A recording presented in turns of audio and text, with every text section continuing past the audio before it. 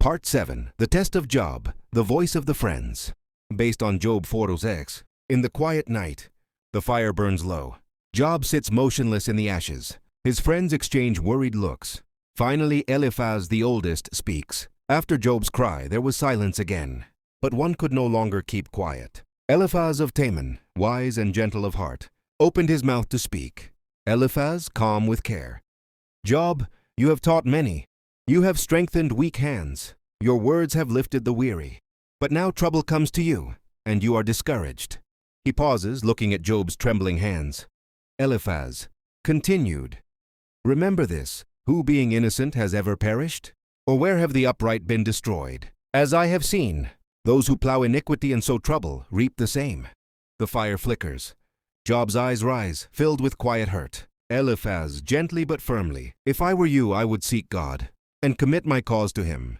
He wounds, but he also heals. He humbles, but he also lifts up. He will yet fill your mouth with laughter and your lips with shouts of joy. Silence falls. The other friends nod in agreement, thinking Eliphaz has spoken wisdom. But Job lowers his head, his voice breaking, both thankful and heartbroken. Job, weak but passionate. Oh, if my grief could be weighed. If my sorrow were placed on scales, it would be heavier than the sand of the sea. He turns his face toward Eliphaz, his eyes wet with pain.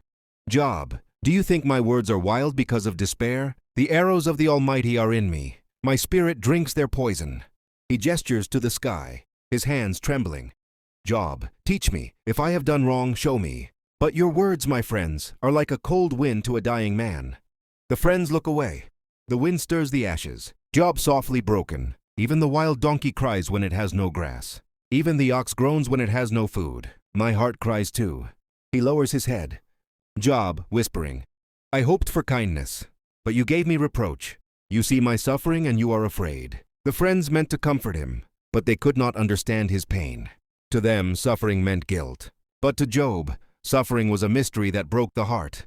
The friends sit around Job, their faces troubled, their hearts divided between pity and judgment. And so began the long debate, when words, instead of healing, became a wound of their own.